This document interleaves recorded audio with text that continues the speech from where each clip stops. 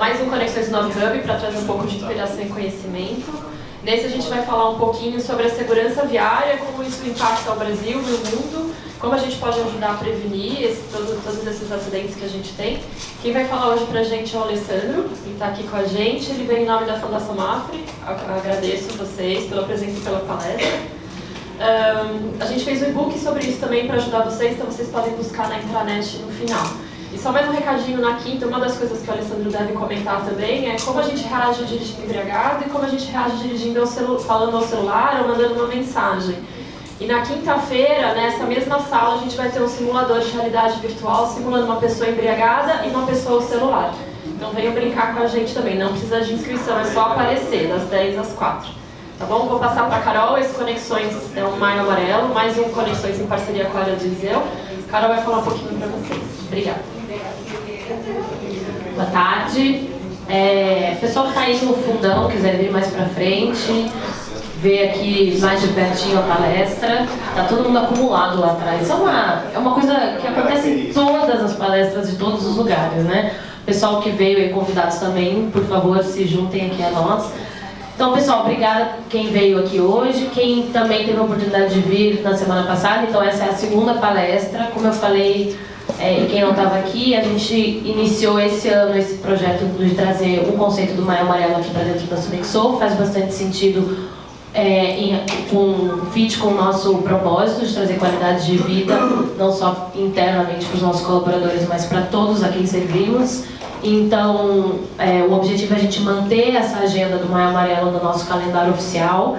Quero agradecer a Vanessa e a Elisa que estão aqui, que organizaram junto com a Ju todo o conceito, todas as publicações e tudo que a gente está fazendo em relação a isso. Então, são duas palestras, essa é a nossa segunda. Como a Ju já falou, depois de amanhã tem o simulador. E quem acompanha nossas redes sociais teve uma série de publicações com dicas, com sugestões aí do que a gente deve se informar e praticar em relação à segurança no trânsito, né? Conscientização da segurança no trânsito. Então, de novo, reforço, obrigada a todos que vieram, obrigada Alessandro, por favor, seja bem-vindo. Olá pessoal, boa tarde. Obrigado Camila e Lucas aí pela viabilidade dessa palestra. E hoje vou trazer um pouco aqui, pessoal, da realidade do nosso trânsito e trazer algumas reflexões para vocês a respeito dos números e um pouco das nossas consciências do que a gente faz no trânsito.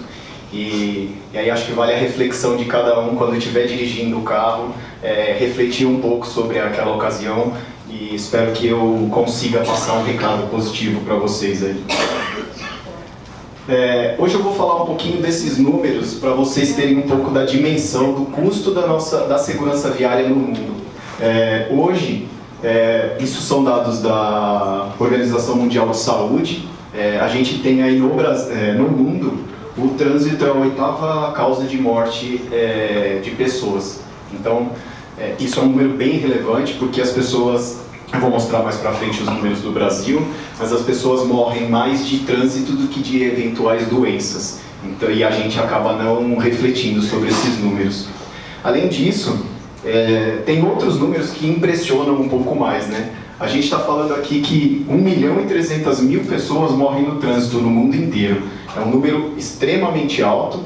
No Brasil a gente tem 208 milhões de pessoas. Claro, é um comparativo, mas aqui morre muito. E tem um número mais alarmante ainda, que eu acho que muitos se sensibilizam com esse número, que é a causa de morte. Aqui não aparece, então não vou mostrar com o dedo. A primeira causa de morte entre crianças e jovens de 5 a 29 anos é no trânsito. Em morte no trânsito, ou seja, é a juventude que está morrendo e a gente não sabe aí como que vai ser esse futuro sem eles, né? Então a gente tá causando a morte dos próprios filhos, né? Um outro número muito interessante geralmente o trânsito, claro, né, são os mais vulneráveis. E quem são os mais vulneráveis no trânsito? Pedestres, ciclistas e motociclistas. Eles representam mais de 50% das vítimas fatais no mundo inteiro. E aí eu vou trazer mais para frente, vocês vão ver que esse grupo é a prioridade no trânsito. Então, por isso que a gente fala que prioridade é o pedestre, porque todo mundo é pedestre. claro, ele precisa respeitar também, porque essencialmente nosso país e o nosso mundo foi feito para transporte rodoviário. Então, o pedestre também precisa entender algumas regras para que ele não seja a vítima. E aí um número bem interessante que faz a gente refletir sobre isso é o número de mortes em países de baixa renda. 13% de todas as mortes são em países de baixa renda e o Brasil está incluído nesses países. Já os países de alta renda têm 7% das mortes, só que eles têm 40% da frota. E nesses outros países tem apenas 1% da frota. Então 1% só da frota representa 13% de todas as fatalidades do mundo inteiro. Então são números extremamente altos e que trazem aí à tona. Claro, aqui não está só a culpa do condutor. Esses países geralmente também têm rodovias menos estruturadas, têm menos fiscalização, enfim, mas acaba sendo um número bem relevante. E durante esse período aí que eu falei com vocês nesse slide, provavelmente falei aí por volta de 2 minutos, e nesse período 8 pessoas morreram no trânsito. Então, reflitam sobre esses números para ver se vale a pena a gente ultrapassar uma faixa amarela que é proibido, usar o celular. Será que vale a pena eu responder a mensagem naquele momento? Talvez não, né? E os custos disso? Quais são esses custos? Quanto que a gente gasta com isso? O mundo gasta por volta de 2 trilhões de reais por ano. Né? A gente está aí brigando pela Previdência para economizar 1 trilhão em 10 anos e por ano o mundo gasta 2 trilhões de reais. Também, será que... Vou trazer alguns números aqui.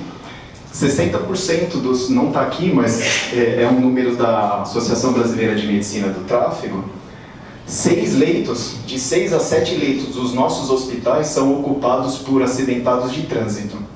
Então, será que se a gente não tivesse tanto acidente de trânsito, a gente não teria uma saúde um pouco melhor?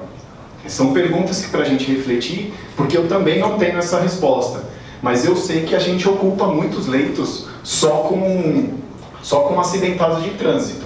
Hoje a gente tem por volta aí de 300 mil sequelados no trânsito, todos os anos. São 300 mil pessoas, 300, 400 mil pessoas que não podem produzir mais.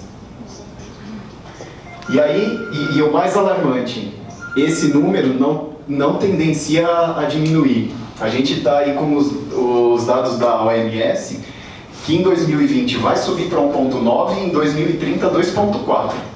Então não é um número favorável ainda, a gente continua aumentando o número de vítimas no trânsito. E aí aqui eu trago um pouco do cenário Brasil, que também é um número relevante.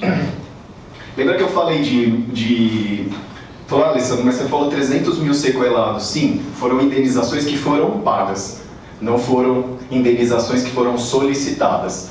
Tá, calma, Alessandro, ficou meio confuso. A gente não paga o seguro obrigatório? Todo mundo aqui que usa o veículo paga seguro obrigatório. O que esse seguro obrigatório faz? Em caso de acidente, eles restituem, eles pagam os valores, cotas máximas, de acordo com a indenização, a característica da indenização. Alguém se arrisca a chutar o quanto que é a indenização por morte? Alguém se arrisca? 13.500 reais. Essa se um parente falecer, o governo vai pagar, essa seguradora vai pagar 13.500 reais por aquela vítima. Isso também é o mesmo valor para invalidez permanente, ou seja, você vai ficar a vida inteira sem trabalhar. Você vai receber 13.500 reais de indenização. E despesa médica também não surpreende. Despesas médicas, teve custos como medicamentos, ataduras, enfim, ele vai cobrir só 2.500 reais para o seu bolso. Para quem paga alguma coisa particular na saúde, sabe que esse valor não é muito relevante, ou seja, não dá para fazer nada, né? E aqui são as indenizações solicitadas. Alessandro, mas isso representa o número de fatalidades, né, como as 46.800 mortes aqui? É um número aproximado, tá, gente? Porque hoje a gente não tem uma central de estatística de de mortes no trânsito no Brasil. Alguns são da Polícia Rodoviária Federal, outros são da própria seguradora líder, outros são do Ministério da Saúde, então a gente não tem um dado centralizado. Então vocês vão ver alguns números aqui e falar, mas o Alessandro falou 30 mil, 40 mil, 45, 50 mil. Não dá para a gente estimar exato o número, mas é entre 40 e 50 mil fatalidades, mortes mesmo no trânsito todos os anos no Brasil. E aqui eu trago o número do Brasil como faixa etária. Vocês percebem que de 18 a 64 anos são 90% da população. Esses 90% eu entendo que estão extremamente na idade ativa e são as pessoas que principalmente são as mais vítimas desse trânsito. Claro, elas são as mais ativas, obviamente elas vão sofrer mais acidentes, mas a gente perde todo esse efetivo no Brasil por ano por conta de acidente de trânsito. Será que vale a pena? Né? Será que não é bom refletir de algumas atitudes que a gente toma no trânsito? E é muito curioso também que no Brasil está muito concentrado no Nordeste os acidentes. A gente tem 30% dos acidentes que acontecem no Nordeste. Só que o Nordeste ele tem 17% da frota. Nós temos aproximadamente 100 milhões de veículos na frota, e o Nordeste tem 17 milhões. Enquanto o Sudeste tem quase metade da frota e tem 29% dos acidentes. Aí vocês vão falar, mas a gente está numa região privilegiada. Sim, hoje, no Brasil, 90% das estradas das nossas vias não são pavimentadas. E eu acho que para quem roda muito em São Paulo, percebe que essa não é uma realidade. Vocês vão olhar para mim e falar, como assim, Alessandro? Eu só ando em rua de asfalto? Mas não é a realidade do Brasil. No Brasil, a gente tem muitas estradas sem asfalto, condições ruins, isso favorece, claro, o acidente, mas, consequentemente, a gente tem mais vítimas também no trânsito. Então, os números que eu passei mundial e Brasil, eu considero que são números alarmantes diante da quantidade de pessoas que vêm a óbito ou que ficam inválidas no Brasil por conta de acidente de trânsito. É muito interessante a gente falar esses números por conta do seguinte, né? O que isso refletiria, né, no impacto social nosso caso nós tivéssemos um número reduzido de mortes? Isso significa quase 3% do PIB do Brasil e a gente conseguiria fazer todas essas inovações ou todas essas infraestruturas com apenas o dinheiro economizado do trânsito. 22 mil novos hospitais com 250 leitos, 570 mil novas escolas, 185 mil quilômetros de rodovias e 60 mil quilômetros de ferrovias. Então, acho que se a gente economizasse um pouco no trânsito, talvez a gente conseguiria estruturar um pouco melhor essa parte de hospitais e escolas. E aqui, o número, considerando os 40 mil pessoas que são vítimas do trânsito, a gente tira 110 pessoas do mercado, considerando pessoas sequeladas e os acidentes. Claro que aqui está envolvido também criança, mas preferencialmente adultos aí. E tudo dados da OMS também. E como que esses acidentes acontecem? 90% são causados por falha humana, ou seja, nós erramos e aí o acidente acontece. E como que a gente erra? Às vezes por distração, às vezes por próprio uso de celular, ou um cansaço excessivo, enfim, tem várias causas. E uma das causas, por exemplo, é um dado da CET, diz que 40% dos acidentes acontecem a 2 km da residência. Ou seja, você está na sua zona de conforto. Então, 4 em cada 10 acontecem na sua zona de conforto. Eu vou levar meu filho na casa da avó e não preciso prender ele na cadeirinha. Não, você precisa prender ele na cadeirinha. Eu vou até ali e não preciso colocar cinto. Quem daqui usa cinto no banco traseiro? Gostei de ver, hein? Relevante a quantidade. O risco para quem usa o cinto no banco traseiro não é só para você, tá, gente? Se você não usa, você pode machucar o ocupante da frente, num caso de uma colisão. Porque pensem na lógica. O cinto vai travar e você vai para cima do banco. Só que você vai esmagar a pessoa da frente no cinto.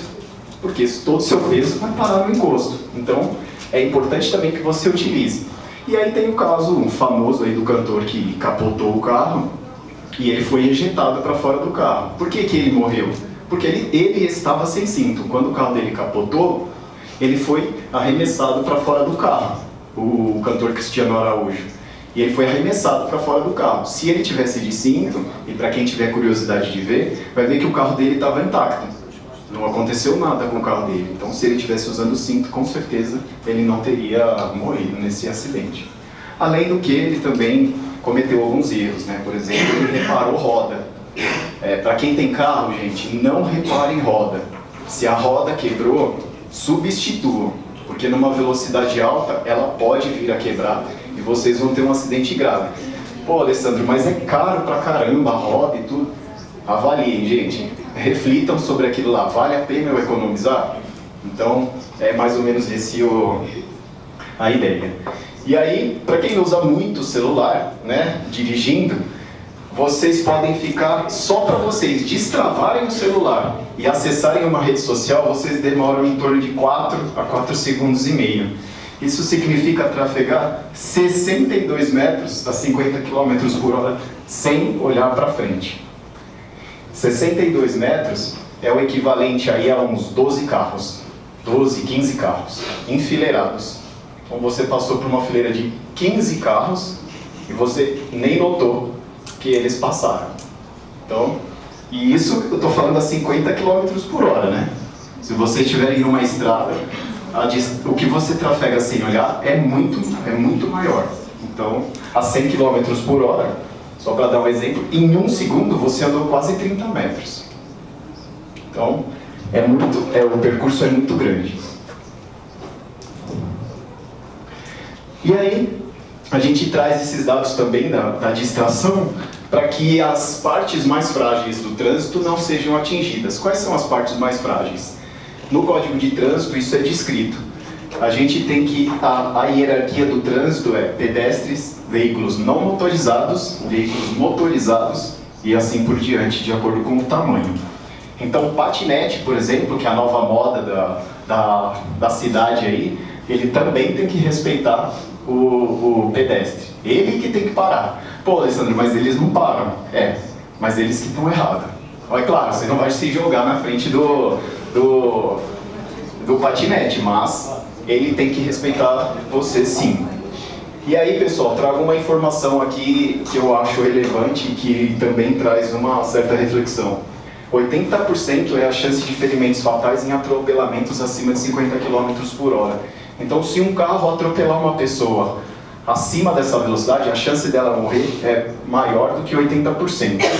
Por isso, até alguns veículos, eu não sei se vocês têm conhecimento, mas tem veículos que disparam airbag no capô para proteger o pedestre em caso de atropelamento. Esses carros não disparam esse airbag de pedestre acima de 50 km por hora, porque não há chance de sobrevivência e ele não vai danificar o equipamento por uma situação que ele não vai conseguir salvar a vida. Então, esses veículos, a Volvo, BMW, que tem algumas tecnologias desse tipo, eles não vão funcionar, não vão disparar esse dispositivo. E aí eu trago um pouco aqui da segurança viária, e aí, trazendo esses números, a gente traz algumas informações a respeito dos 3 principais pilares de segurança viária da ONU, que é a via, o condutor e o veículo.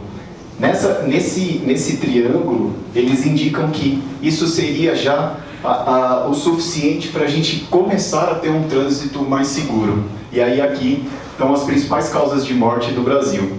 A gente vê que está com 43 mil, né? O valor que eu falei lá que varia um pouco, porque esses dados são do Ministério da Saúde, e aí o DPVAT já dá uma outra informação. A gente tem como 7ª causa de maior morte de acidentes de mortes de pessoas. Ou seja, morre mais gente de acidente de trânsito do que de câncer de pulmão. doenças do aparelho respiratório, doenças do aparelho digestivo matam menos gente do que o trânsito. Então, às vezes, a gente fica refletindo, claro, nenhum desses números são bons, né? Porque são todos causas de morte.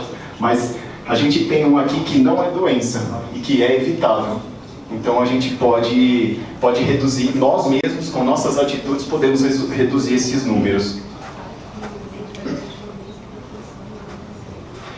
E aí eu vou falar um pouquinho a respeito desses 3 pilares e vou trazer algumas recomendações. Algumas parecem óbvias, mas vocês vão... E aí aqui é nessa parte que eu queria que vocês mais pensassem a respeito desses pontos, porque muitas vezes a gente faz algumas atitudes que eu vou passar aqui para vocês e que se você pensar na hora, você não vai fazer. Então, eu estou trazendo aqui os 3 pilares. A via é qualquer lugar que a gente esteja trafegando e que tenha... Aqui tem uma condição um pouco desfavorável no Brasil, né, que seria situações mínimas de segurança e visibilidade. Isso não é uma coisa muito comum aqui no Brasil. O condutor e o veículo, né? Vou falar um pouco da via, né? Vamos começar falando um pouco das vias. Como que eu posso diminuir esses acidentes, né? Que risco eu posso minimizar quando eu estou dirigindo? Por exemplo, em caso de acidente leve, quem nunca bateu, né? Esses aqui nos grandes centros urbanos. São a maioria dos impactos hoje, 75% dos impactos ocorrem a baixa velocidade. O que seria baixa velocidade? Abaixo de 40 km por hora. Ou seja, aquela situação que você bateu, deu uma colisão, quebrou um radiador, amassou um para-choque, quebrou um farol. É uma situação um pouco perturbadora, mas será que eu posso sair do carro agora que eu bati? Será que não é melhor eu olhar no retrovisor antes de tirar o cinto de segurança, por exemplo, para ver se não vem vindo nenhum outro carro atrás? Vou passar um vídeo aqui para vocês que vai expor um pouco esse risco. Se o acidente foi leve, procure encostar, sinalize, encosta em algum lugar, avisa o cara que bateu, mas a gente pode encostar ali um pouquinho mais adiante e evitar ficar na via. Porque a via, o pessoal está vindo e vocês, quem dirige sabe, vocês estão passando na via e eventualmente não sabem se tem um acidente à frente ou acabou de acontecer, não foi sinalizado ainda. Então, é importante verificar se você está num lugar seguro. E aí, mas eu bati e começou a vazar água, na prática mesmo, né? Começou a vazar água do radiador. Eu posso rodar com o meu carro até encostar? Pode, não tem problema. Seu carro está quente, o importante é você verificar, tem luzes, geralmente os carros indicam se está sobreaquecendo o motor e tudo mais. Você pode deslocar uns 200 metros e tudo bem, não vai fundir o motor do seu carro porque vazou o líquido do radiador. Claro que você não pode deixar o carro ligado. Se você deixar ligado, o motor vai estar funcionando e aí sim pode dar problemas futuros. Mas não vai acontecer nada se você fizer um deslocamento pequeno. E esse é o risco que vocês correm se vocês saírem. Imagina nessa situação, uma rodovia nos Estados Unidos, uma rodovia de uma velocidade relativamente alta, está sinalizado, mas você vê que teve uma colisão. Eles não saíram do carro. Mas imagina se eles tivessem saído.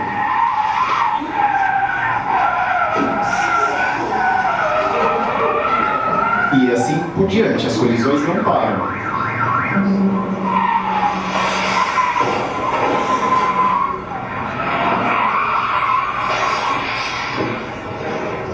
Bom, vocês percebam que aquele primeiro carro sofreu uma segunda colisão, né? Então, é esse o recado.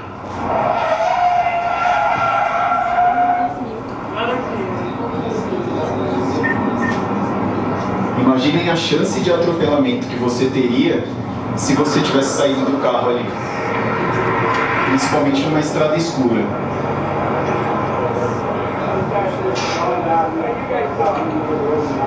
Percebam que envolveu um monte de carro e foi só apenas uma colisão. Recentemente teve uma pessoa que sofreu um acidente leve, desceu do carro e foi atropelado e morreu. Pois é. Então está aí um exemplo prático do que acontece mesmo. E aí, eventualmente, isso entra para a estatística, por exemplo, de acidente de pedestre.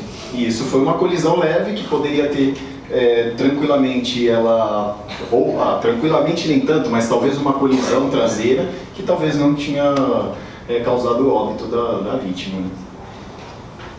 Aí eu falo para vocês, mas Alessandro, mas só tem isso, só a minha... Não, também tem as más condições das vias, mas nós sabemos muita gente sabe da nossa realidade, então a gente tem que poupar um pouco essa velocidade para a gente conseguir chegar ao destino.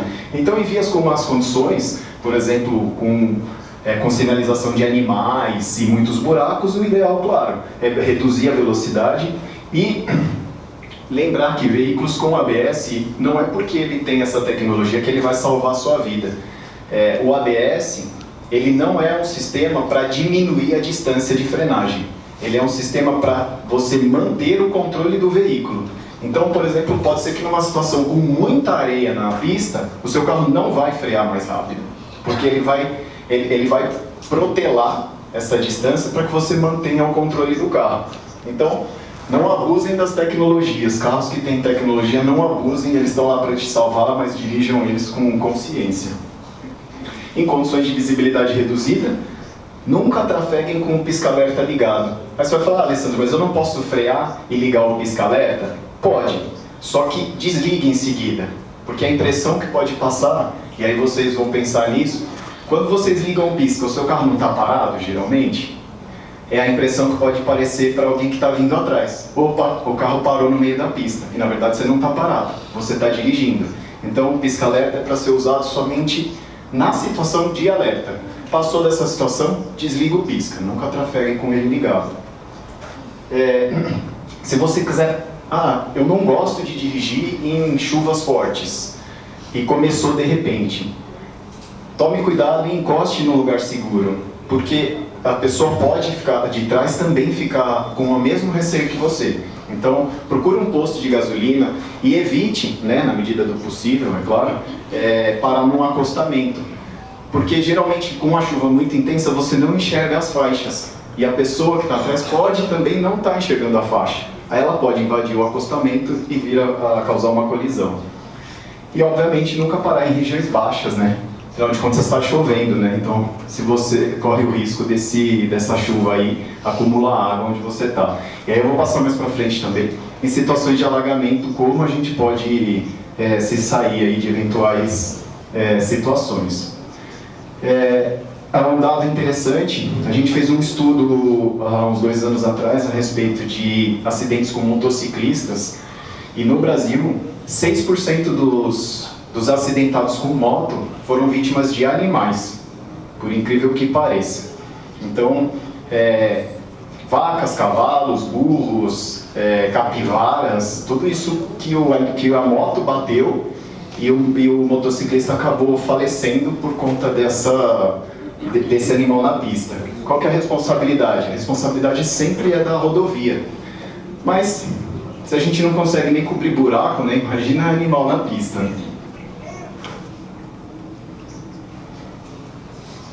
E como que eu sinalizo quando dá problema? Eu vou trazer uma figura que ilustra, mas sempre sinalizar com um triângulo e esperar sempre atrás do veículo. Sinalizou, sempre espere aqui atrás do veículo.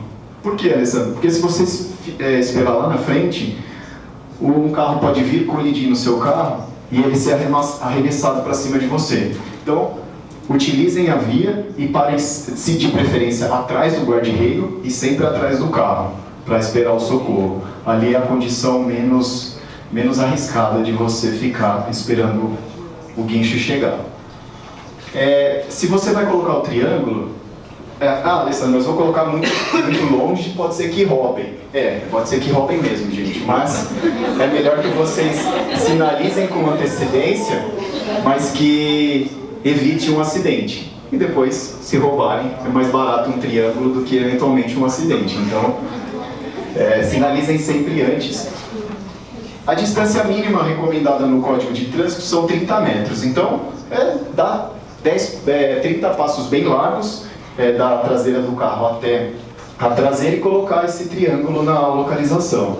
Em situações de curva, coloca antes da curva, porque ele vai ver o triângulo lá e vai saber que tem alguma coisa ali no acostamento. E aqui eu trago uma ilustração do que a gente pode fazer. Então, parando a 30 metros, de preferência sempre encostar o carro o mais próximo possível de um espaço aqui para a faixa, porque os caminhões e ônibus são muito largos e às vezes podem trazer deslocamento de ar excessivo. Então, encosta bem o carro e sempre sinaliza com um triângulo e com o pisca-alerta. Esses dias a gente fez um questionamento aí para a CET em relação à via, né? Imagina que eu estou numa via e à direita da pista tem uma ciclofaixa e o meu carro dá pane. Onde eu paro? Eu paro no meio da rua ou eu paro em cima da ciclofaixa? Isso não está previsto no Código de Trânsito. Só que a CET entende que o menos arriscado é você parar em cima da ciclofaixa. Então, e não na pista de rodagem da via. Então, parem na ciclofaixa, só que tem um porém. Você precisa colocar o triângulo e precisa sinalizar com um pisca-alerta. Por favor, não façam aquela parte de vou parar aqui, ligar o pisca e fingir que o meu carro pifou, só para dar uma paradinha rápida. Ali é uma via para trafegar normal, só que em caso de pane você também está suscetível a isso. Então, parem sinalizados.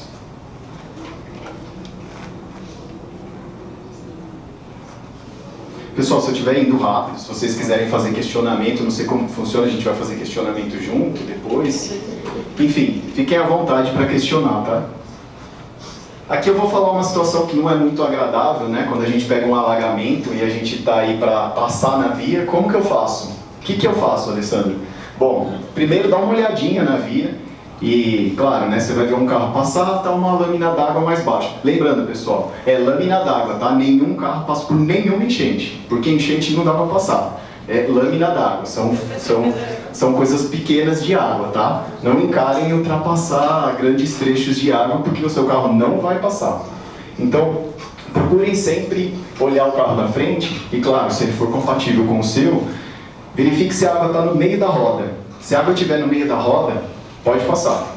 Mas aí segue alguns alertas. Mantenha sempre uma mesma marcha, então, carros mecânicos, engata a primeira marcha e não acelera tudo, não deixa a rotação do motor lá em cima, deixa a rotação mediana ali, entre 3.000 rotações, e passe bem devagar.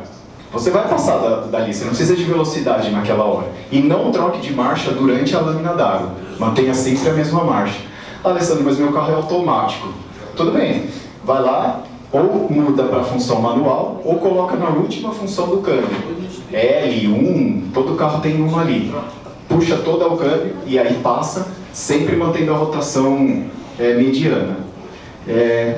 Pô, mas meu carro, eu não estava passando, meu carro estava parado. O que eu faço? Não faz nada. Não liga o carro, não tenta dar partida, nem nada. Liga para o guincho, liga para a seguradora e manda vir buscar o carro. O dano que seu carro vai sofrer é bem menor do que se você tentar ligar o carro. Se não der para passar pelo alagamento, gente, não se preocupem com o bem. Abandonem o carro e larguem o veículo lá mesmo, porque não tem outra situação. E sempre, né, a gente recomenda sempre aguardar os carros passarem. Mas sempre tem um apressadinho que quer passar na minha frente. Deixa ele passar. Espera o veículo da frente ultrapassar todo o trecho de alagamento e aí você encara. Alessandro, mas por quê? Por causa disso aqui, ó. Prestem atenção nesse trajeto. Esse carro está tentando ultrapassar no alagamento. E esse outro aqui está esperando. Vejam que ele tenta ultrapassar e vocês veem que ele vai cair num buraco. Olha lá. Ele caiu num buraco. Esse carro aqui conseguiu desviar porque viu que o buraco estava ali. Isso é uma lâmina d'água. Então, não ultrapassa. Terminou o trecho do carro, aí você passa com maior segurança. Vou deixar passar só para vocês verem com detalhe ali o carro querendo ultrapassar no alagamento.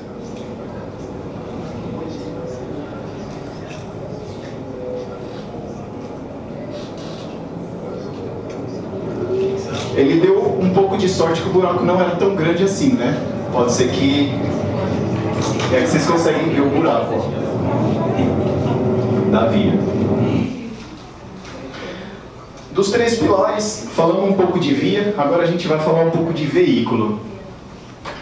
No veículo, todo mundo sabe todas as luzes que tem no painel do carro? Impossível, né?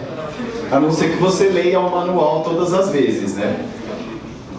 Mas aí tem algumas dicas que a gente pode passar para vocês que facilitem um pouco aí o dia a dia de vocês. E aí são as cores. Vermelho, gente, é alerta. Não deixem essas luzes acesas por muito tempo. Ou ela pode ser um indicador de um dispositivo de segurança que não está sendo utilizado, como por exemplo um cinto, ou ela pode ser uma informação relevante do motor, ou da bateria, ou até do freio de mão puxado. Então, são luzes de alerta, que não podem ficar acesas de nenhum jeito. As luzes amarelas, ou âmbar, né, como as montadoras utilizam o nome, são luzes de advertência. Ou seja, está acabando o combustível, você vai parar. O sistema ABS ou controle de estabilidade não estão funcionando. Então, você pode frear e esse sistema pode não funcionar. Então, são luzes de advertência, você pode rodar, mas você precisa verificar isso se ela não apagar. Tá? Algumas luzes acendem, por exemplo, a luz do ABS pode acender se você passar por um alagamento, porque o sensor pode não identificar. Se ele não apagar a avaria, você precisa ir na concessionária, mas em muitos casos ela apaga sozinha. E as luzes verdes e azuis são luzes de sinalizações. São de prioridade baixa, porque não são luzes de alerta que indicam só que o dispositivo está ligado. Então, não é algo preocupante. A única preocupação aqui é quando você deixa o farol alto ou a luz de neblina acesa, que acaba incomodando um pouco tanto o motorista da frente quanto de trás, né? Às vezes você está numa situação de luz escura, né, ambiente escuro na estrada, e a pessoa está com a luz de neblina acesa, aquela luz bem forte, vermelha, que fica atrás, e não tem neblina. Então aquilo acaba incomodando um pouco. E elas geralmente são indicadas por essa simbologia. Quando eu estou em baixa velocidade, nessa situação de neblina, posso acender? Claro, a luz foi feita para isso. Então acendam a luz. E nunca acendam a luz alta, o farol alto. Por que, Alessandro? Porque a luz alta dá uma percepção, parece que você vai enxergar mais, mas você não está enxergando mais. Porque a luz do farol reflete nas gotículas de água, tanto da neblina quanto da chuva. E aí você piora a sua visibilidade. Então, sempre farol baixo, e para carros que tem farol de neblina, não há nenhum problema em ligar. E não se recomenda, né? O tráfego do pisca-alerta ligado, reduzir demasiadamente a velocidade. Todo mundo sabia que existe infração também para baixas velocidades? Abaixo de 50% da velocidade limite da via, exceto para vias que tem faixa à direita, né? Tem mais de uma faixa, né? Então tem faixa da direita. Na direita você pode andar em qualquer velocidade. Se a via tiver uma faixa só, você não pode trafegar em velocidades abaixo de 50% da velocidade limite. Ou seja, numa rodovia é 100 km por hora, você não pode trafegar 40 na faixa da esquerda e na central. Só pode trafegar 40 na faixa da esquerda. Então, algumas recomendações. Além disso, pessoal, recomendações de visibilidade não só limitadas à visibilidade frontal, mas também às visibilidades previstas pelos retrovisores, né? Que os retrovisores ajudam. Quem aí regula o carro vendo uma parte do carro traseiro? Quem mais? A pergunta que eu faço, né, para quem regula assim: para que você precisa ver a lateral do seu carro? Eu uso como referência para poder saber a distância. Mas aí você está vendo o teu rastro de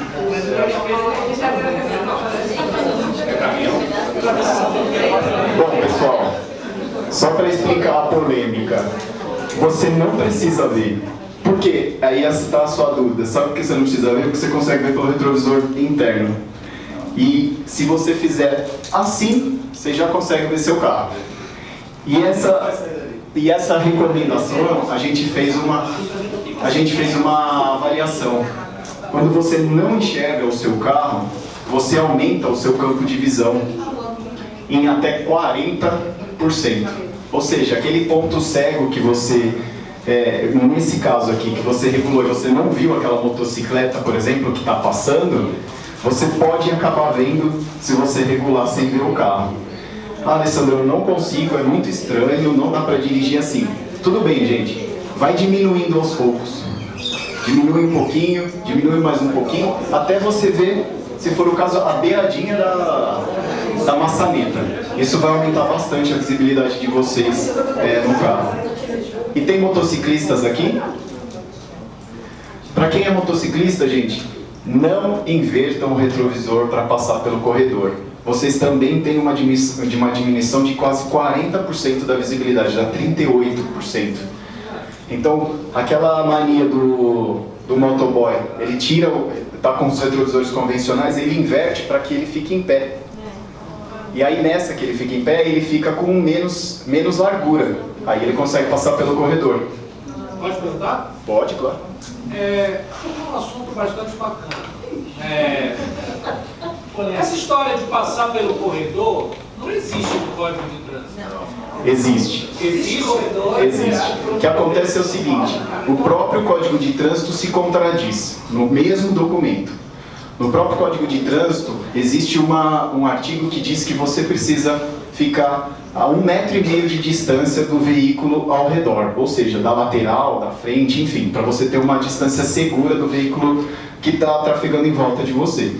Só que o Código de Trânsito abriu uma exceção para motocicletas, permitindo que as motocicletas, por conta da utilidade dela de ser ágil e ultrapassar no trânsito, o Código de Trânsito permitiu que motocicletas trafeguem no corredor. Ou seja, num artigo ele proíbe, no outro ele libera.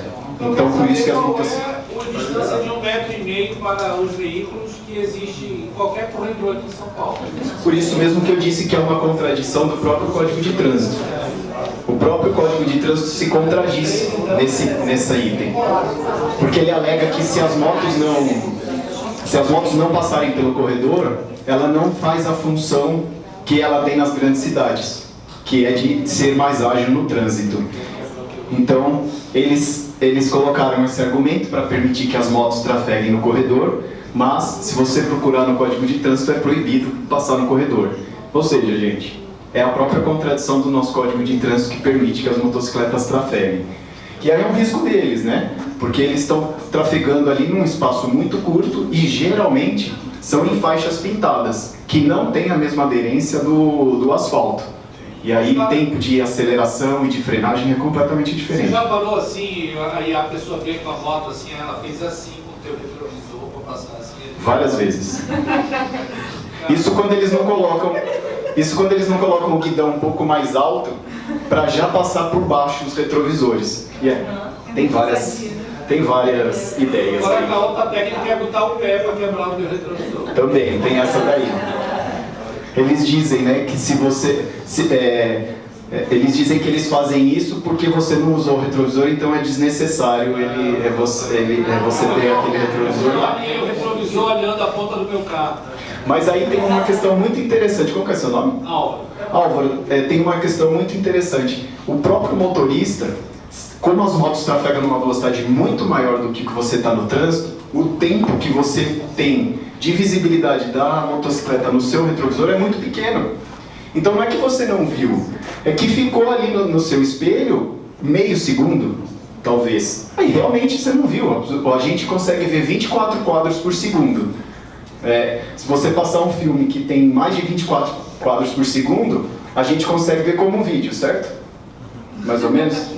E 24 quadros por segundo. Se você fizer um filme que tiver 60 quadros por segundo, você perdeu 36 fotos ali dentro do vídeo, porque seu cérebro só vai ver 24. É a mesma coisa aqui. O seu cérebro não vai conseguir assimilar o tempo dali. E aí, por isso que está aí a importância do retrovisor bem regulado, porque o tempo de permanência do objeto no retrovisor é maior. Então, procurem sempre regular o retrovisor, e para quem não regula, vá fazendo aos poucos, que depois, quando vocês perceberem, isso aconteceu comigo, vocês vão ver que quando está regulado assim, você entra num carro que está regulado dessa forma, você fica incomodado. Aí você quer ajustar do outro jeito. E por que a gente traz o retrovisor, o ponto cego? Porque a motocicleta, aproveitando a pergunta do Álvaro, porque é a motocicleta que é o que passa mais rápido ali do nosso lado. E aí tem algumas recomendações, claro, para os motociclistas. E aí é uma das causas maiores de acidentes do Nordeste, que vocês viram lá, é porque muita gente trocou a tração animal por motocicletas. E aí por isso que no Nordeste tem muito acidente. Além do que, lá por ser uma região muito quente, as pessoas não usam sapatos adequados, não usam roupas adequadas, jaquetas, e não é só exclusividade do Nordeste. Eu vejo pouquíssimas pessoas afivelando o capacete. E não afivelar o capacete no pescoço não adianta nada. É a mesma coisa que você colocar o cinto só na hora que você passar no guarda. É a mesma coisa. Porque o cinto não está lá para você não ser multado, está lá para proteger você de algum acidente. É a mesma coisa do capacete. Então, usou motocicleta. Ah, Alessandro, mas incomoda. Gente, incomoda, mas eu tenho certeza que um ferimento na cabeça deve incomodar muito mais. Então, utiliza sempre o capacete e sempre com a viseira fechada. Pode entrar um bicho, uma pedra, qualquer coisa no seu olho, você vai perder a visão ali durante o tráfego da motocicleta. Se o seu capacete for aberto, posso usar? Pode, mas você tem que usar aqueles óculos de motocross, óculos de proteção dos olhos, aí você pode trafegar com o capacete aberto. Manutenções preventivas e condições de freio e pneu, gente, é essencial. Lembrem, a moto só tem 2 rodas e o contato da roda com o asfalto, do pneu com o asfalto, é muito pequeno. Se esse sistema não estiver funcionando, você não vai conseguir frear. Trazendo um dado aqui, aproveitando de motocicletas, a gente foi recentemente na CET visitar ao Central de Operações, e a CET é um mundo lá dentro, né? Só para vocês terem uma ideia, em São Paulo são 6.500 semáforos que eles controlam. Então é um número exorbitante. São 9 milhões de veículos na frota da cidade, então é tudo superlativo lá na... E eles disseram e trazem um dado muito interessante. Motoboy são as menores vítimas no trânsito. A maioria das vítimas de motocicleta são aquelas pessoas que trocaram o transporte público por motocicleta para economia de combustível, de dinheiro e tudo mais. Por quê? Porque essas pessoas têm pouca experiência ao conduzir a motocicleta. E, gente, motoboy é extremamente habilidoso. Raramente eles se machucam e eles estão todos os dias. Vocês vão falando, mas é impossível, Alessandro, eu vejo cada um fazendo. Pois é, gente, também considero isso, mas é impressionante. Eles conseguem, muitas vezes, se salvar por conta da habilidade que eles têm no trânsito. Eles quebram mais o carro dos outros do que a moto deles. Pois é, né? Muitas vezes eu já vi motoboy levantando, quebrou a moto, rodou lá, ele levanta, dá a partida na moto e segue o jogo, cara. E tá tudo certo. E aí, gente, é óbvio, né? Andar no limite da velocidade é meio óbvio, mas é assim. Recentemente a gente fez estou apontando para a Camila, que a Camila me ajuda bastante nessa parte.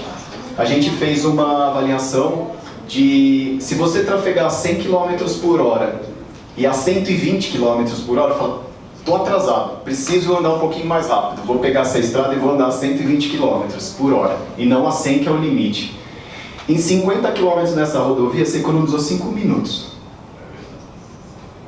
Valeu a pena, será? Eu rodar todo esse trecho a 120 km por hora com um risco maior de acidente, porque se está a 100 km por hora, porque a rodovia foi dimensionada para isso. 20 km por hora você vai levar multa, porque você já ultrapassou os 20% de velocidade. E você vai chegar 5 minutos mais cedo, num trajeto de 50 km. Então, valeu a pena eu ultrapassar essa velocidade? Talvez não, né? Isso serve. Por que os radares não pegam moto? Pega sim. Não pega. Pega. Os únicos... De velocidade pega, ajuda a pega. Os únicos radares que pegam moto são aqueles que têm leitura traseira ou que seja o radar de pistola, que é aqueles que eles ficam em cima da marginal. Os outros radares não pegam motocicleta. Por isso que ele está muito bem de frente. É. Se tivesse uma legislação mais firme em cima dele, não dava 300 por hora na pista de 100. Esse foi um questionamento que a gente fez recentemente também para os órgãos de trânsito. Por exemplo, vocês leem meu carro para saber se o licenciamento está ok. Na moto não. Por que vocês não fazem uma avaliação do trecho?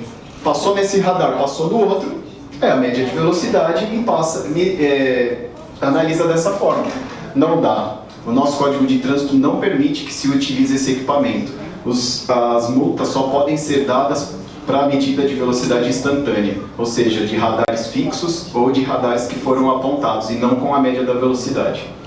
Teve um acidente que foi relatado para a gente, que foi uma ideia que estava com 9 jovens e os 9 morreram no carro. Vocês imaginam, ele estava superlotado e ele estava com excesso de velocidade, só que ele foi na marginal. Eles não conseguiram, nos radares, o carro passou sem levar multa.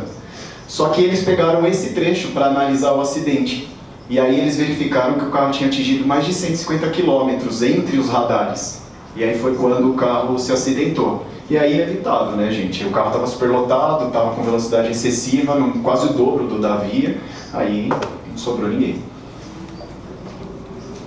Milagre da otimização do espaço, né? Pois é, né? Eu não sei como coube 9 pessoas dentro de um Fiat Idea, mas... Aí, para finalizar o condutor, gente, eu vou trazer aqui um pouco das recomendações que vocês podem fazer como condutor. Alguém já viu um teste de impacto de alta velocidade? Esses crash tests que acontecem para teste de fábrica? Quem arrisca chutar a velocidade aí? Que é 40 quilômetros. 40? É 64 km por hora que acontece esse teste. E, gente, esse é o teste mais severo que existe na montadora, tá? A montadora não faz mais teste em velocidade superior a 64 km por hora, porque ela não garante a sobrevida dos ocupantes. Alessandro, mas eu estou trafegando a 120 na estrada, como que pode? Você nunca vai bater a 120. Você vai frear, cair num guarda-reio, bater um guarda-reio, cair num canteiro central e sua velocidade vai diminuir drasticamente. Se a pessoa falar que bateu a 100 km por hora e sobreviveu, por favor, tragam para mim, porque eu não conheci nenhuma até hoje. Então, aqui eu vou trazer para vocês um teste de 64 km por hora de um veículo que foi testado na Latin NCAP, que é uma associação que faz esses testes e está disponível para todo mundo acessar. Quem quiser comprar um carro mais seguro e quiser eventualmente conhecer as condições do veículo, muitas vezes tem o teste lá. Ter proteção adequada, fala muito bem desse carro, vemos aí. Esse foi um impacto a 64 km por hora. Eles chamam de barreira deformável e pega 45% da dianteira do veículo, ou seja, um pouquinho da metade para cá. Como estável, o que também garante uma boa proteção dos ocupantes, é uma boa base para a proteção dos ocupantes.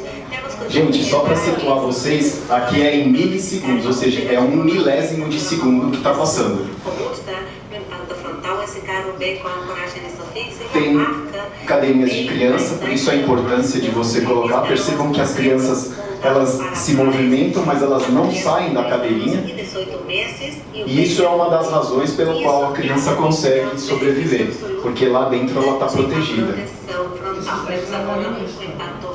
Esse é um impacto lateral, a 50 km por hora. E daí a função do airbag lateral, para proteger a cabeça do ocupante. E também as costelas ali na parte da coluna B, que é aquela coluna onde tem o trinco da porta. Igual que o impacto frontal, vemos boa proteção dos dois ocupantes. Mas o impacto lateral 50 km por hora, vocês viram a movimentação da criança que foi pouca por um impacto. Imagina isso num cruzamento, o risco dela é bem menor. E esse é um de poste. Agora vemos um impacto lateral de poste, que é um dos impactos impactos mais importantes e que é necessário para sempre. Esse é um dos impactos mais severos. E se ele tiver boas condições desse tipo de impacto, o carro consegue 5 estrelas, que é o máximo de estrelas da avaliação. Tem 7 airbags na versão padrão. Temos também uma boa estrutura. Eles simulam dessa forma, gente, porque é a hora que você perde o controle e bate no poste. E aquela é a região mais próxima do corpo do ocupante. E aqui é para testar o controle de estabilidade. Percebam que ele está ligado, ó, e o carro não perde o controle. Passa sem nenhum problema, conforme os requisitos do Latin NCAP. Aqui é proteção à cabeça de pedestres. Então, por quê? Porque se o capô estiver muito próximo do motor, a cabeça bater, você pode ter ferimentos graves ali na cabeça. E aqui, gente, é um teste novo. Para quem... Isso aqui chama AEB, Autonomous Emergency Brake. Ele freia sozinho em caso de objetos à frente. Esse carro tem como opcional a frenagem automática GZA também. Oi? A montadora recomenda não usar o tempo inteiro. Não recomendo, desculpa. Não usar o tempo inteiro. O AEB? Na verdade, muitos carros você não consegue. Você pode deixar ele ativo sempre. O que acontece é, você não deve usar ele como um item para frear o carro. A montadora recomendou deixar desligado. A Volks fez isso no carro de um amigo que acabou de comprar. Tem 15 dias que ele comprou. E a montadora falou para não deixar ligado, porque pode frear de repente, causar um acidente. Aí eu fiquei um pouco em choque com a informação. Esse carro não está envolvido em recall? Não sei, eu acho que é um Jetta. Às vezes pode ser algum recall e eles estão recomendando, porque não há nenhuma recomendação. Isso que eu estou trazendo, gente, é da associação, que é uma associação internacional de centros de pesquisas automotivos. Por quê? Porque ele não é um sistema para frear sozinho. Ele não vai lá para você, não vou atuar e vou deixar o carro frear sozinho. Não, é numa situação de emergência. Ele vai frear para você sozinho. Essa recomendação eu desconheço. Aparentemente um pouco. Mas é assim, é um sistema que está vindo, ainda há uma legislação, não há legislação para isso, mas algumas associações estão buscando esse sistema como proteção, e até mesmo alguns países que têm atentados terroristas estão querendo colocar isso em caminhões, para que esses atentados com caminhões em situações de pedestre não ocorram mais, né? Então, é um sistema que pode vir a reduzir. De acordo com algumas seguradoras, a gente tem uma diminuição de até 45% no índice de colisão traseira de um modelo, o que pode favorecer também um seguro mais atrativo para carros que têm essa tecnologia. Gente, cinto de segurança, o item mais importante que foi fabricado até hoje. 50% das mortes podem ser evitadas com cinto de segurança. E não é só na dianteira, na traseira, e sempre se atentando para que o cinto não pegue no pescoço. Então ajustem o cinto para que o cinto sempre apoie no ombro e nunca pegue no pescoço. Isso é muito importante para a criança, eu vou passar para frente. E ajuste do encosto de cabeça, coloquem sempre o encosto de cabeça, o centro do encosto de cabeça na linha do olho. Então só vê se, quando você for levantar, puxa ele aqui e fala, tá mais ou menos no centro, ok. Então o centro do olho sempre a linha do olho sempre no centro do encosto de cabeça. Por que isso? Porque em caso de colisão traseira, se você tiver com o encosto de cabeça baixado, você pode ter lesão na coluna cervical. Porque num teste de montadora, eles chamam de whiplash. É o nome do teste onde eles testam exatamente isso. E pode ter lesão severa na coluna, inclusive com paralisia, dependendo do tipo de colisão. Então sempre ajustem. E para todos os ocupantes, não só para os da frente. O risco, como eu falei inicialmente lá do cantor, o risco de você ser projetado para frente, se você não estiver usando o cinto ou, em caso de capotamento, você sair do carro, é quase 100%, gente. Então, utilizem o cinto de segurança. Alessandro, mas tem só o subabdominal. Confesso para vocês que o subabdominal não é um cinto que protege tanto E a gente tem uma legislação aí para sair em 2022 que vai proibir esse uso de cinto para os ocupantes, só cinto de 3 pontos. Mas ainda a gente tem carros que são fabricados assim, por questões de carroceria, de modelos e tudo mais. Mas mesmo assim utilizem, ele pelo menos não vai deixar você ser projetado para fora do veículo. E aí o segundo equipamento mais importante que eu não coloquei aqui, mas que hoje já existe em alguns modelos, é o controle de estabilidade. Mas que eles salva vidas também, esse equipamento. O freio ABS hoje já é obrigatório, então desde 2014 todos os carros saem com um ABS de série. Mas o controle de estabilidade ainda não. Ele vai ser obrigatório também, se eu não me engano, a partir de 2020 ou 2022 para todos os carros, mas ainda não é. Mas é um item que te salva de algumas situações bem desagradáveis, como por exemplo chuva. Às vezes a gente perde a noção, você está andando num lugar seco, ok. Depois você vai e passa para um lugar que está chovendo. O carro perde dirigibilidade e o controle de estabilidade pode ajudar nisso. Para quem tem criança ou transporta criança, o Código de Trânsito recomenda, até 1 ano usar bebê conforto, de 1 ano a 4 anos a cadeirinha, e acima de 4 anos e inferior a 7, porque acima de 7 eles entendem que já pode usar o cinto convencional, o assento de elevação ou o booster, como é conhecido. Mas, Alessandro, eu tenho um filho e ele está confortável no bebê conforto. Gente, pode deixar ele mais tempo, não tem problema. O que vocês precisam se atentar é, claro, além da fixação da cadeirinha, verificar se a criança não está ficando com a perna muito dobrada, se ela está cabendo na cadeirinha, mas não há nenhum problema. Essa situação é a situação mais segura que tem para transportar a criança, contrário ao movimento do carro, porque a cabeça é muito pesada da criança. Então, qualquer lesão, ela pode machucar o pescoço com a cabeça. Em relação ao corpo, ela é mais pesada. A mesma coisa serve para todos os outros assentos. Pegou no pescoço, mantenha a cadeirinha. Ah, meu filho está com mais de 7 anos, posso colocar ele no booster? Pode, desde que o cinto não pegue no pescoço. Se não, mantenha ele na cadeirinha ainda, até ele crescer um pouco mais. E para quem transporta a criança em picape, como que eu faço? Alguém tem ideia? Eu acho que não pode, Depende do carro. Aí você vai falar, Alessandro, mas como, Eu falo cabine simples. Isso, é cabine simples mesmo que eu fiz a pergunta. Por exemplo, tem carros que não pode, mas se você tiver uma picape que tem aquela chavinha do airbag no porta-luvas, ou que dá para desativar num módulo, alguma coisa assim, você desativa o airbag e aí monta o bebê conforto. Se for cadeirinha assim, você pode até montar, mas você precisa afastar o banco por completo. Põe o banco lá no final, no trilho, põe lá no fundo e aí monta a cadeirinha de criança na frente. Pode também transportar em veículo, desde que a lotação o carro esteja lotado de criança. E aí a mais velha pode ir na frente. Então, estou levando 3 crianças, 2 no assento traseiro e mais uma outra criança. Pode colocar essa criança no banco da frente, porque as 2 mais novas estão atrás, e aí você pode transportar a criança no banco da frente. E táxi, Táxi é uma coisa que não tem regulamentação e nem transporte escolar. Então, muitas vezes a gente vê taxista que não atende mães ou pais que estão com criança de colo, porque eles não querem correr o risco de levar multa. Então, ocorre sim, táxi é um risco.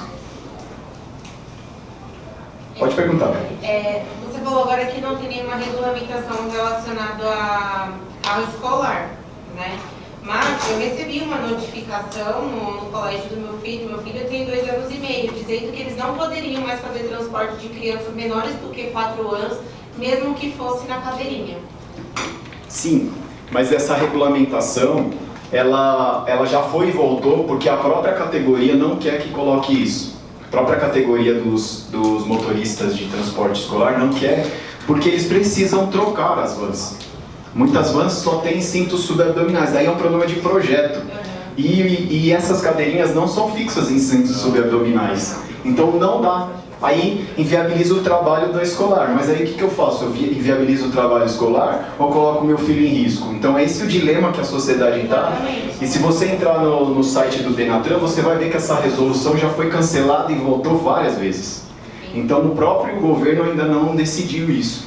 O que as montadoras estão fazendo? Estão trabalhando em vans que aceitem esse tipo de dispositivo para disponibilizar no mercado, ou seja, demorar aí uns 15 anos para a gente poder ter esse dispositivo ainda usável ali, né, no carro. Você tinha uma pergunta aí? Eu comprei recentemente uma cadeirinha, na verdade não é uma cadeirinha, é um assento fininho que você dobra ele fica desse tamanho. Justamente porque quando a gente vai usar Uber, táxi, alguma coisa assim, eu tenho na minha bolsa, porque fica bem pequenininho, para colocar o meu filho, porque ele já tem 6 anos.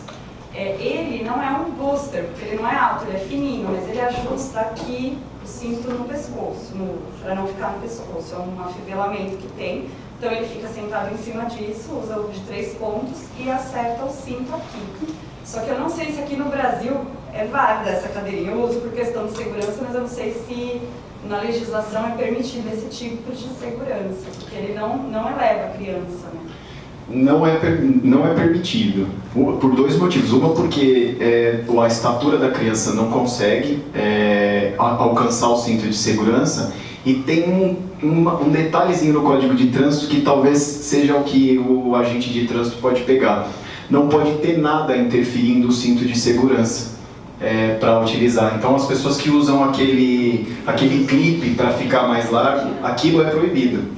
Além do tipo isso. Então, por isso... Ele vem por trás, na verdade, vem uma corda, né? Cinta, né? Por trás e aqui que prende o cinto. Então o cinto fica certinho nele, não pega o pescoço, né? Mas não é leve. Você me falando aparentemente parece razoável, mas de verdade não é um dispositivo que, por exemplo, tem homologação. Essas cadeirinhas foram testadas pelo Inmetro.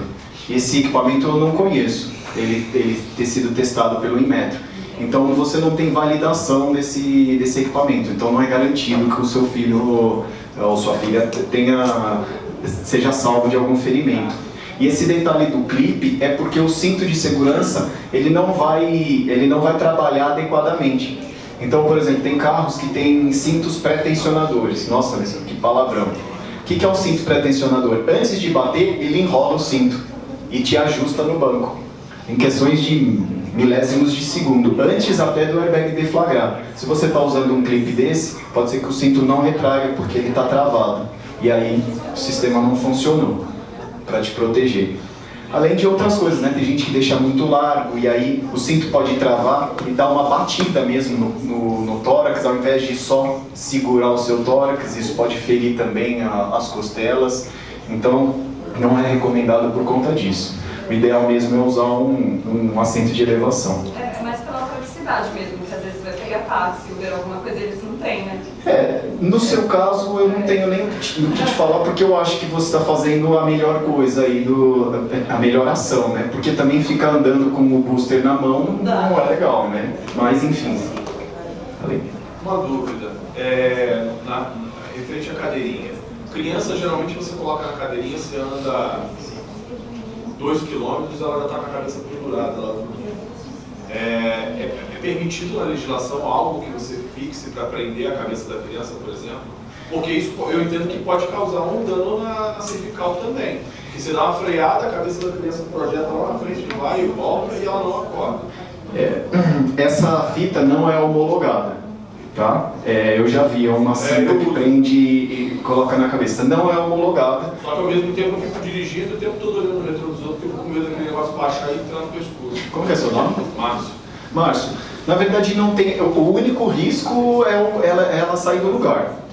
Se eu falar para você que tem um risco, eu trabalhei com um crash test de alta velocidade. Não tem risco, na verdade, você usar isso daí. Só que não é uma cinta que está homologada. Às vezes o seu filho ou a sua filha não vão gostar de usar aquilo lá, porque pode ser um incômodo, trava a cabeça mesmo.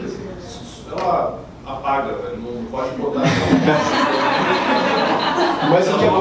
Mas o que acontece é o seguinte, eu concordo, a cabeça fica caída. Só que realmente eu fico preocupado de numa freada brusca, alguma coisa do gênero, que o negócio descer ou para criar algum dano na vista. É que se você prende isso na cadeirinha, ele é preso na cadeirinha. Ele joga, você vai, num acidente, numa colisão frontal, por exemplo, o corpo inteiro vai para frente, e aí corre o risco do pescoço ficar para trás. E aí você está preso aqui, então você pode ter uma lesão. Já na outra coisa, ela vai para frente e o pescoço também vai para frente. Então ameniza um pouco o risco de lesão na coluna. Aquelas almofadinhas que normalmente o pessoal usa para viagem, tem alguma? Não tem. Não tem. Como é o seu nome? Cristiane. Cristiane, não tem, sabe por quê? Porque numa colisão daquela, a almofadinha já voou antes de você bater o airbag, por exemplo. Então não tem nenhum problema. Né? O que não se recomenda é que vocês deitem num banco. Né? Para quem é um pouco mais velho, sabe que aquele cantor da dupla, João Paulo e Daniel, né? O João Paulo morreu por conta disso. Ele baixou o banco, o encosto e pôs o cinto. O Denner é jogador do Vasco. O Denner também? Morreu queimado. Por que acontece isso? Porque a pessoa, quando ela bate, ela está deitada. Ela vai vir, só que o cinto já está travado. É como se ela batesse num paredão ali. E aí vai trazer lesão significativa. Então, nunca deitem no banco. Estou morrendo de sono? Gente, não deita no banco. E não deita. Pé no painel me dá até um desespero. Gente, a gente tem casos lá onde a gente trabalha, que pessoas que bateram o carro e o airbag deflagrou. Quando o airbag deflagra, ele dobra a perna da pessoa para trás. Então, não coloquem o pé no painel. É muito arriscado, é mais perigoso do que bater o carro. Então, eu sei que às vezes é desconfortável. Se você coloca o pé no painel, não coloque, por favor, nunca mais. Isso é uma recomendação que eu faço para vocês, porque airbag deflagrou, ele vai te ferir. Pode acionar e você vai ter? Não, numa colisão, seu pé está em cima do painel.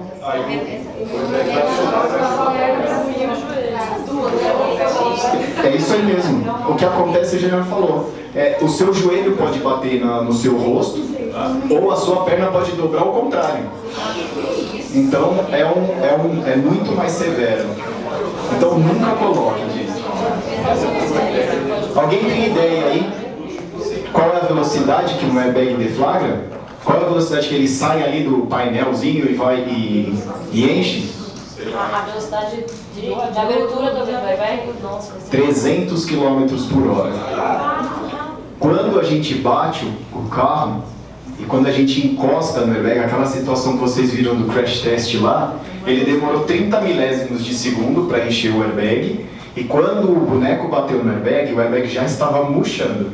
Por isso que eles têm aqueles buracos enormes do lado das bolsas, para que o vento saia. E aquele vento não é quente e não é tóxico.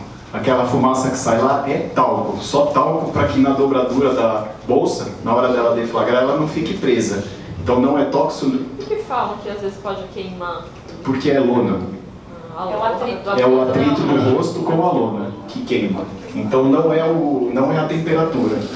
E o airbag só vai deflagrar em velocidades altas. Se vocês baterem o carro nessas situações de centros de cidade, pode ser que o airbag não deflagre. E muita gente fala, meu carro está com defeito. Não, seu carro não está com defeito. Porque se tivesse deflagrado, ele poderia ter te machucado e não ter te salvado. Então, nem sempre o airbag vai deflagrar em colisões. Tá? Posso dar um soco no painel no jogo de rádio? O quê? Se estiver parado, posso dar um soco no painel? Pode. Não, o painel pode, não pode talvez bater na lata do mochila no para-choque do carro. É isso aí. Ou geralmente no sensor que fica ali perto do freio de mão. Aí o airbag pode deflagrar. Mas, caso contrário, ele não vai deflagrar se você bater no painel e tudo. E airbag sem cinto também é suicídio, né? Airbag sem cinto. O que acontece se você está andando... Seu nome? Janaína, o que acontece? O airbag, se você não está de cinto de segurança, o cinto não vai reter você no banco. Então o airbag vai deflagrar quando ele estiver enchendo e não quando ele estiver esvaziando. Aí por isso... Você está sem cinto? Não, porque o airbag vai deflagrar. Só que na hora da colisão você está sem cinto, o seu corpo vai antes. Houve um caso em uma montadora que a mulher processou a montadora porque o airbag deflagrou no rosto dela. Mas aí o que a montadora constatou? Existem algumas distâncias, tá? Por exemplo, motorista tem que ficar pelo menos 25 centímetros o centro do peito em relação ao volante. É pouca coisa, gente. Então não é para colar no volante. E o passageiro são 45 centímetros, porque geralmente o painel é um pouquinho mais afastado. Essa é a distância mínima, tá? Então sempre use o cinto de segurança para ter espaço de deflagração do airbag. Então essa é a recomendação. E a montadora, nesse caso que eu contei do caso, o que a pessoa foi fazer? Foi constatado, e aí, gente, muita gente faz isso, eu também faço, e aí depois que eu vi esse caso, eu refleti sobre essa situação. A mulher foi pegar algo no porta-luvas e ela abaixou. Quando ela abaixou, o rosto dela estava muito próximo do volante. E aí ela estava pegando, não viu e bateu o carro. Aí o airbag deflagrou no rosto dela. Então, aí ela foi reclamar? Foi reclamar na montadora. Ela baixada. Pois é, porque ela entendeu que aquela situação não deveria deflagrar o airbag. Mas, como a gente diz, ela estava fora de posição. Ela não estava na posição certa de condução e aí ela acabou se ferindo.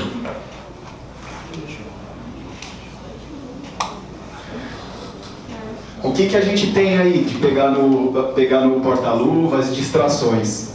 Digitar mensagens no celular aumenta em 23 vezes a chance de você bater o carro.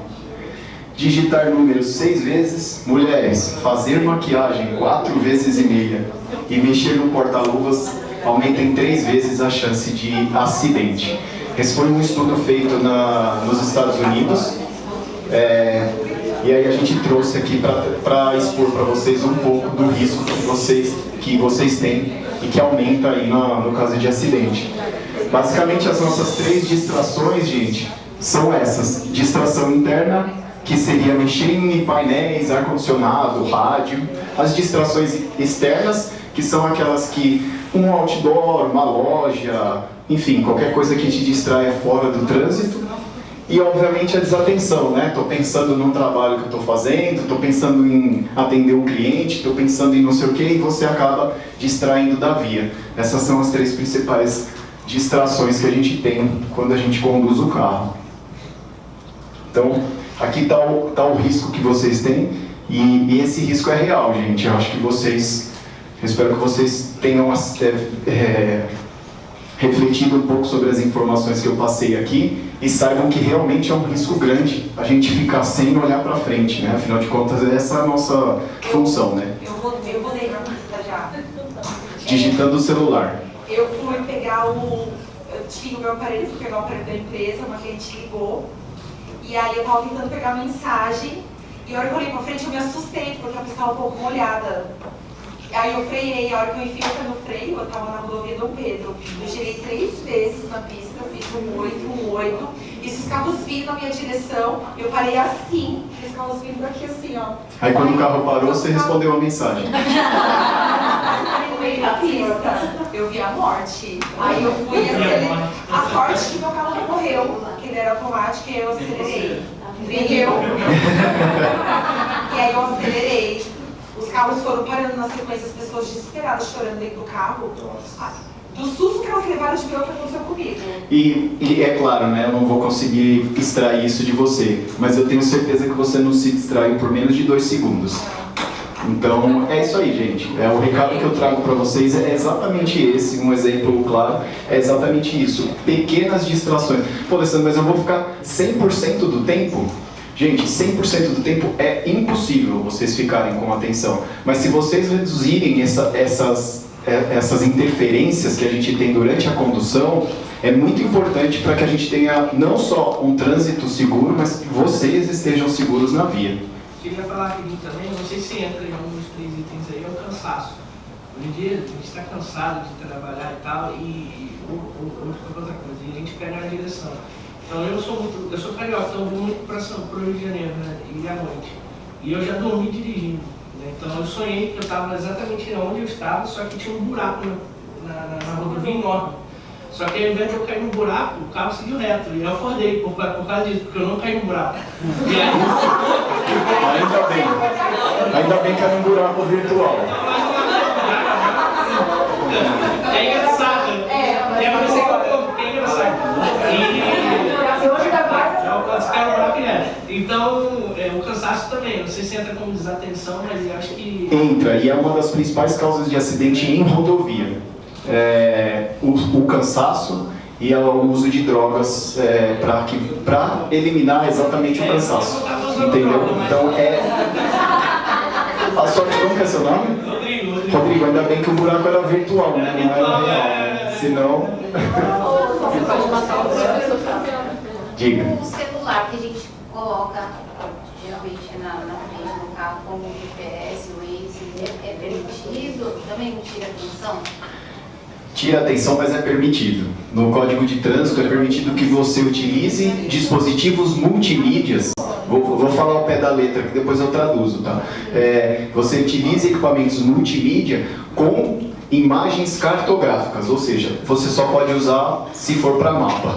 Não pode usar DVD, TV, nem nada disso. Eles estejam fixados também, não pode estar solto o celular. Né? Tem que estar fixado e não pode, por exemplo, estar fixado em cima do airbag, né, gente? Porque a mesma coisa que acontece com o pé vai acontecer com o celular se o airbag deflagrar. Então, região sempre próximo ali do painel de instrumentos ou no canto aqui da janela ou em algum local do painel ali, perto do ar-condicionado e tudo mais. No centro aqui também pode.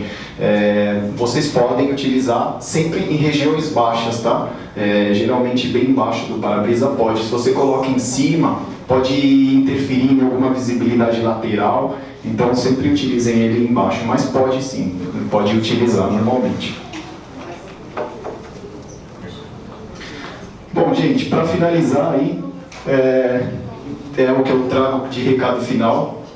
Desculpa. Diga. Bluetooth pode usar para atender o celular?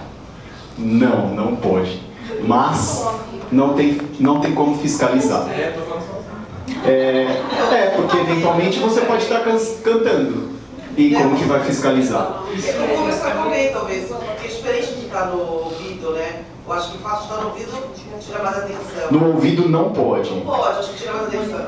Sim, o Bluetooth não é permitido, só que não existe fiscalização. Os carros já vêm hoje de fábrica. Exatamente. Por que ele vem de fábrica? Porque é menos arriscado, não há fiscalização e você pode atender lá porque ainda você tá. Só que você tá com as duas mãos no volante. Só que tem o fator de desatenção que você coloca lá. E se o agente de trânsito for aquele picuinha que quer realmente te autuar, ele consegue. Porque existe um artigo no Código de Trânsito que prevê que se o seu celular estiver conectado, você pode, a ligação seja conectada, você pode ser autuado. E aí que está o X da questão. Eles colocaram conectado. Não significa que esteja conectado com fio ou sem fio. Então, ele pode eventualmente te autuar. Mas, gente, sendo bem prático, não acontece, tá? Porque ele não consegue fiscalizar. A recomendação é só mesmo você ter cautela, porque de repente uma reunião muito efusiva, alguma coisa pode te tirar a atenção. Então, a recomendação é, se for algo rápido, respondeu tal, responde rapidinho ali, se for comando no volante, melhor ainda, responde lá rapidinho e ok. Mas evitem utilizar. Não é permitido, mas tem essa daí. E colocar o GPS por trás do volante? Não tem nenhuma recomendação, a única coisa é que você perde informação do painel de instrumento. É só isso, não tem nenhuma recomendação. E tem um outro fator que não é só para celulares, mas também servem para os bichinhos que a gente carrega no carro, que é a distração. Eu falei aqui para vocês 1 segundo de distração que representa. Se seu celular cair, você vai pegar. Você não vai deixar o seu celular no chão. E esse segundo pode ser crucial. É a mesma coisa que animais. Posso transportar o meu animal sem nenhum dispositivo? Até pode. Não tem risco seu. A lei não permite. A lei não permite nem que você ande com o bicho dentro do carro. Não, na verdade. ele tem, na verdade, existe um acessório, eu uso para o meu cachorro, é uma espécie de cadeirinha e tem uma fivela de cinto que encaixa no cinto de segurança, que fica no meio do veículo preso ali dentro. Por atitude sua, porque no Código de Trânsito não é previsto. O Código de Trânsito só prevê que você não pode transportar em duas condições: no colo ou fora do carro sem autorização, por exemplo, numa picape. É só isso. O resto você pode transportar o seu bicho do jeito que você quiser. Você não pode transportar ele no colo e nem no canto da perna. É só isso. Sabe aquelas pessoas que dirigem com o animal aqui? Isso não pode. Mas a recomendação é sempre utilizar algum dispositivo de retenção ou transportar em caixas, naquelas caixas de transporte. Aí várias recomendações, né? Nunca transportar no porta-malas se seu carro for um sedã, por exemplo, porque o bichinho pode ficar sem ar lá dentro. Se for um bicho muito grande, um cachorro muito grande, coloca ele lá atrás com ventilação e tudo mais, mas sempre no porta-mala. E se for transportar lá no banco, prende no cinto de segurança ou utiliza algum de retenção, porque, gente, esses impactos que eu falei para vocês, aquele que vocês viram lá, eles, na hora do impacto, ele multiplica em 35 a 40 vezes o seu peso. Então imagina que o seu bichinho pesa 10 quilos. Num crash test daquele lá, ele vai bater nas suas costas ou na sua cabeça, pesando 40 vezes mais, ou seja, 400 quilos. Eu acho que não é uma batida tão agradável, né? Eu também sou carioca, e aí eu vivo pegando a estrada com a minha família no carro, minhas filhas e tal. E aí eu usei, porque eu fico pensando justamente nisso, num acidente, o cachorro voando dentro do carro e matando alguém. Esse é o recomendado, mas de verdade o Código de Trânsito não prevê. Eu não sabia, eu achava que era obrigatório. Da forma que você está trafegando, você está fazendo bem para você, não para não levar multa. Sim. Diga. No meu caso, eu ia chegando na minha casa, um quarteirão. Meu esposo perdeu o sentido e bateu numa coluna. Eu, como era um quarteirão, eu tirei o cinto, ele também. Eu bati com o rosto no vidro, tirou minhas sobrancelhas, até hoje eu tenho um vidro na cabeça. Quebrei 4 costelas, o meu esposo, o volante entrou dentro do painel, o carro destruiu dentro. E foi pro ferro velho, porque não deu para nada. Quase numa questão de segundo. Ele virou a esquina, perdeu o sentido de bater. Tá aí mais uma estatística daquela da CET que eu passei para vocês. Provavelmente você estava a menos de 2 km da sua casa. Era um quarteirão, tirei o cinto, a hora para talvez se você tivesse de cinto, teria menos lesão, tanto para você quanto para o seu marido. Gente, tirem o cinto de segurança na garagem, não tem problema nenhum. Vocês andaram o trajeto inteiro de cinto de segurança, não são 5 minutos que vai fazer de diferença, ele que vai aliviar, né? Tudo bem, amassa a camisa, sei lá, incomoda um pouco, mas faz parte aí do transporte, pra gente ter um transporte mais seguro. A e B. Ele só enxerga coisas grandes ou, por exemplo, um animal, uma pessoa, evita atropelamento também ou é só... Evita, mas essa tecnologia ela ainda é prematura. Tem e aí depende do modelo. Tem carros que estão vindo com tecnologia para reconhecer animais e pessoas, mas os primeiros não reconheciam só veículos, porque a área é maior. Mas os modelos mais novos estão reconhecendo animais e pessoas também, para frear antecipadamente. E aí tem algumas coisas dessas tecnologias, né, gente? Para quem conhece a Tesla, que é uma empresa de veículos elétricos, ela está estudando esses veículos autônomos. E teve um caso onde o motorista freou, aliás, o carro freou, estava num sistema automático, o carro freou e não tinha acontecido acidente nenhum. Um segundo depois, o motorista viu um acidente acontecer lá na frente, só que o carro já tinha freado. Por que ele fez isso? Porque na matemática do sistema, ele calculou que o carro que estava lá na frente não ia conseguir frear e ia bater no carro da frente. E aí ele antecipou a frenagem para que esse carro não se envolvesse nesse acidente. Claro, são tudo estudos prematuros, ainda não está definido esse sistema. Não está previsto, tá, gente? A gente está ouvindo falar bastante de carro autônomo, mas a indústria está prevendo isso para daqui 10 ou 15 anos. Então, não vai ser agora. Hoje vai ser mais esses sistemas avançados, que a gente chama sistemas avançados de auxílio à condução, que o AEB entra nisso, e é uma das tecnologias que diminui o risco, mas ainda é prematuro. Acho que a onda hoje é segurança e economia. É por causa de legislação. O Brasil fez uma legislação que é o COMPET, que a gente chama, que é o sistema de etiquetagem de veículos, para reduzir o consumo. Por isso que vocês veem muitos carros turbos, carros híbridos que estão entrando para você poder reduzir o consumo de combustível, mas por conta de lei. Para finalizar, gente, não avalie somente o carro da frente. Está andando no tráfego, olha também a estrada, dá uma olhada lá na frente, vê se a estrada não parou e se o trânsito não tá mais carregado lá na frente. Não ultrapassem em regiões sinalizadas como proibida. 30% das mortes na estrada são por invasão de faixa.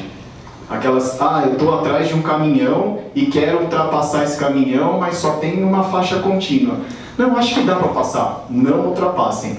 30% dos acidentes fatais são porque as pessoas desrespeitam a sinalização da faixa. Então, isso imagina que 30 em cada 100 pessoas morrem porque elas desrespeitam a sinalização de trânsito. Não parar em regiões de muita movimentação, aí é no caso das estradas, que eu falei, o risco que a gente tem lá.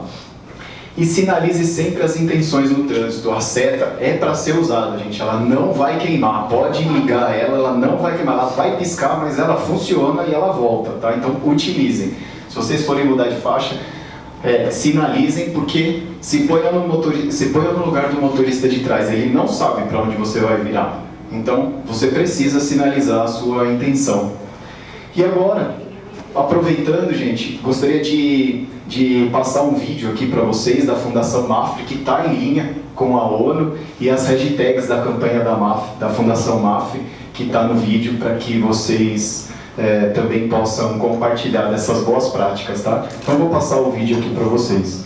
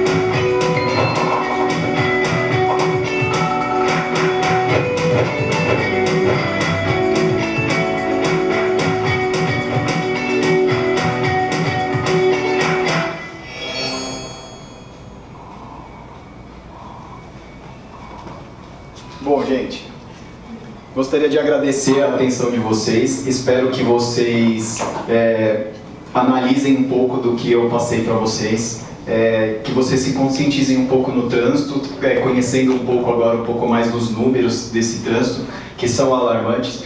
E se vocês refletirem por algum ponto que eu passei, eu já me dou satisfeito, para que vocês tenham uma viagem mais segura aí, certo? Muito obrigado aí pela atenção.